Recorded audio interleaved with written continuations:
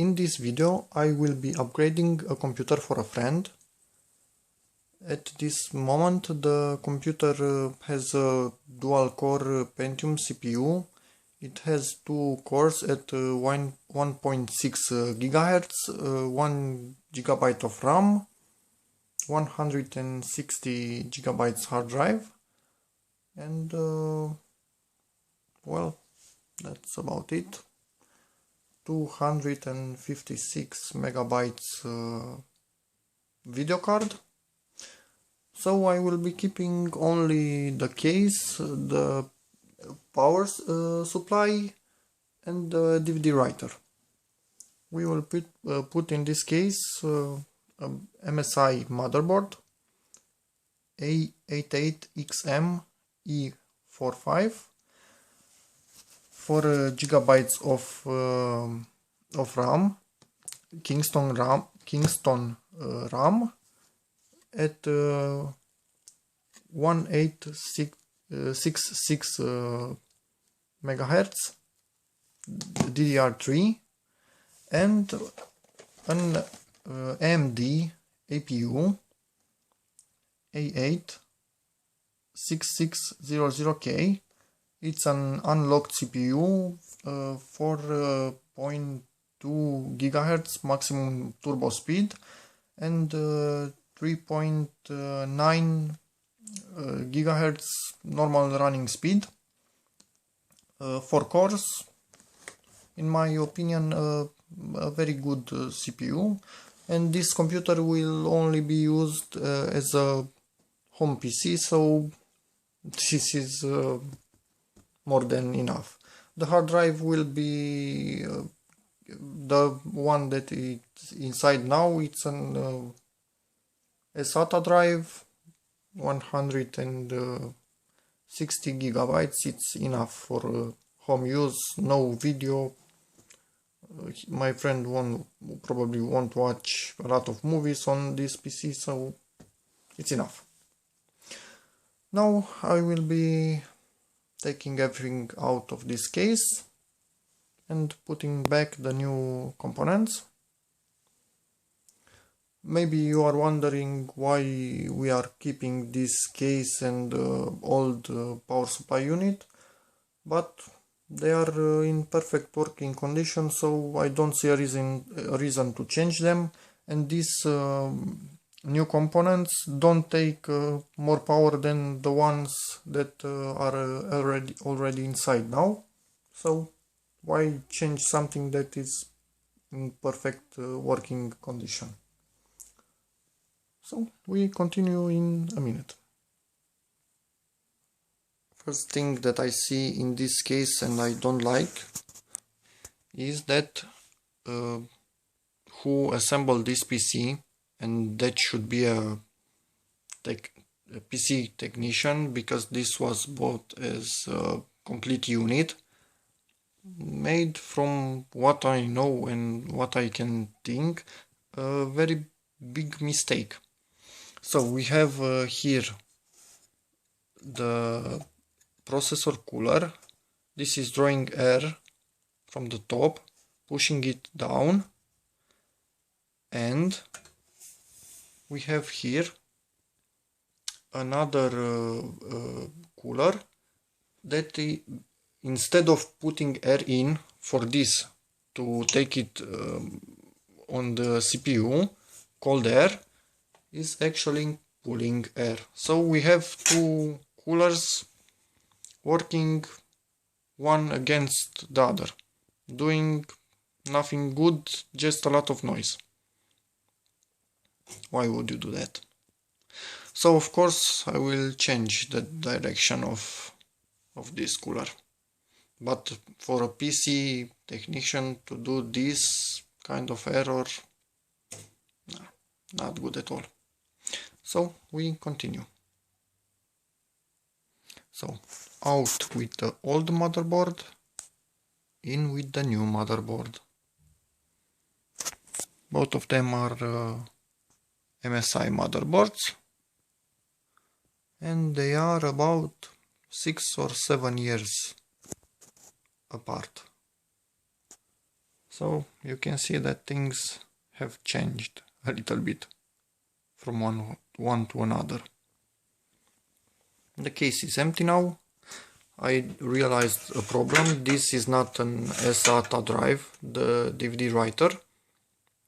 So probably I will have to buy an adapter from either to SATA or find a drive, an SATA drive for my friend. The hard drive is the first generation SATA because I see it has a standard Molex power connector, but it also has a normal SATA connector. Yeah, a little bit of dust inside the case. Not a lot. I've seen a lot worse in terms of dust. 450 watts power supply unit PCU. I'm sure it cannot do that much as it says on the sticker, but it's enough for what we need. It has been running well for all these years, so yeah, no problem. Probably it had the cooler changed at some point because they always do fail, these little coolers. So we continue. So I've put the motherboard shield in place. Of course it was exactly as tricky as you would expect. Moved the motherboard spacers because they are not in the same exact position as the old motherboard, and cleaned up a little bit the dust from the case and the PCU. So we continue. The motherboard is in, everything is tightened up.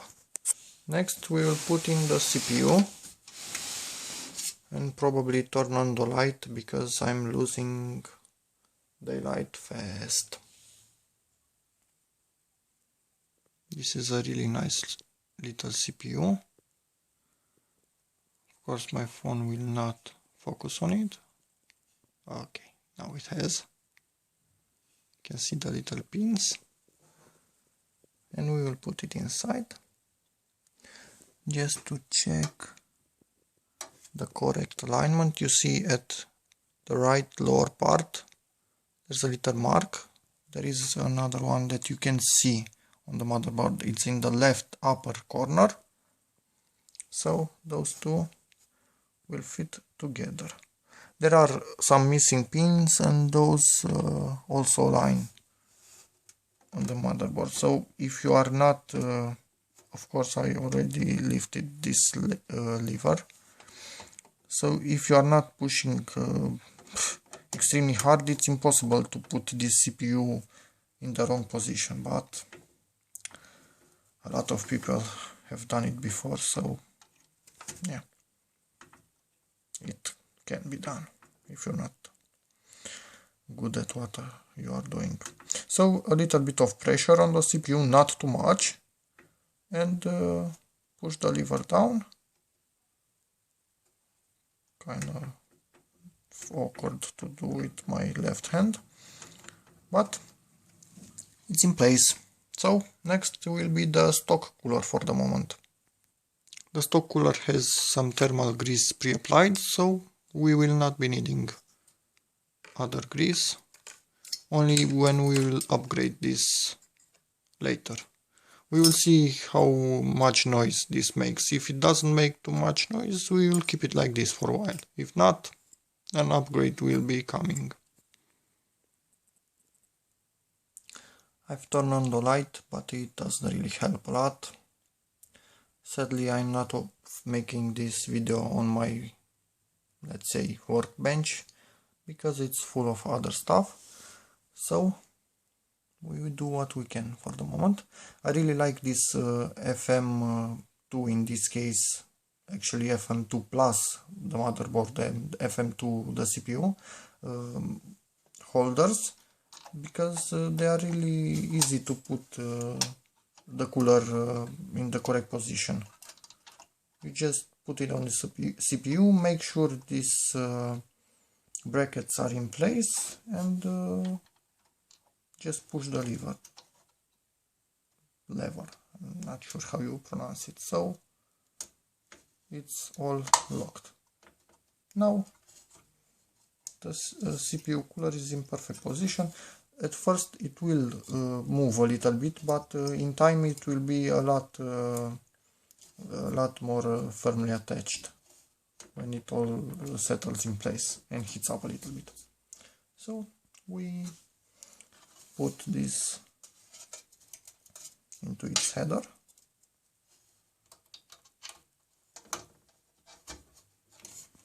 Okay, so it's perfect for the moment. We continue with the memory in a second. So this is the Kingston memory we will be putting in place. When you work with CPUs and memory, be careful not to touch the contacts, because then they will corrode later and you will have problems, errors and not working PC. So don't touch the contacts. Of course we have some stickers, but I will give them to my friend and he will decide if he puts them on this case or maybe on a new case when he will change it in the future, if he will decide to change it. But for the moment this is the case, and I give these stickers to him because it's his choice, not mine. So now this is the first memory slot. For the moment we will go with 4 GB of RAM at 1866 MHz. This is enough. We will not have dual channel for the moment, but that is not a problem. When he will upgrade this PC later, dual channel will start working. So Kingston HyperX Black, Fury Black actually, is in place. CPU cooler in place. Actually, motherboard in place. This is about it. We will start to make the electrical connections and power everything up, and hope it all goes well. So be back in a moment.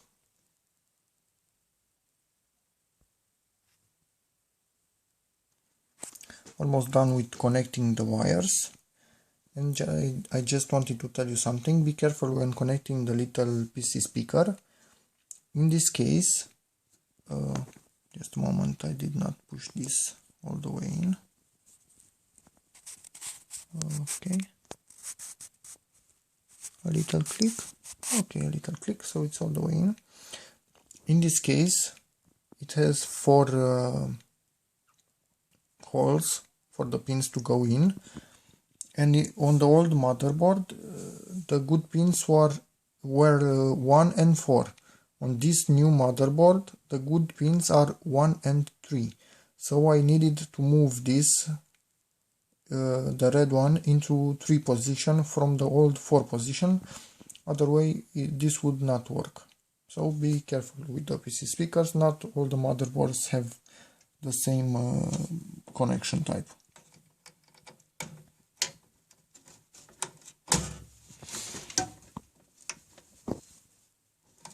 Okay, this is in place. We'll bend it just a little bit. All is well. I did not connect for the moment the USB ports from the front and the audio jacks. I will do that later. Okay, I'm repeating this because my phone decided that I've already recorded the maximum length of video that I can record. So another problem that I've just found is that this connector is broken. So luckily for us, the old Molex connection will be used for powering this hard drive, not the new SATA type. But I will have to put some duct tape on this, not to make a short. So yeah, another little problem that I have to fix. So be back in a second.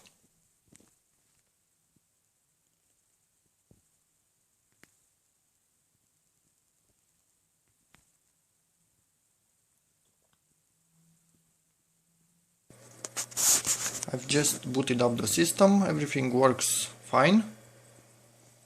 We are in the new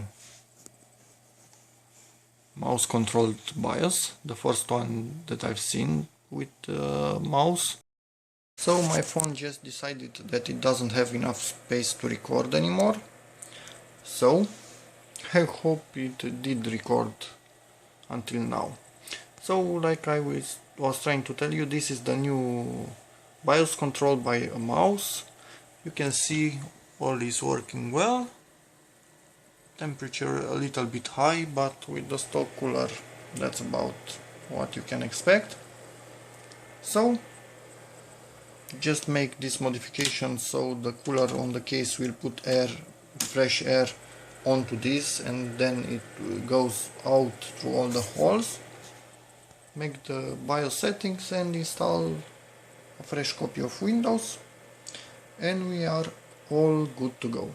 So thank you very much for watching, and I really do hope that my phone recorded all I did and recorded well.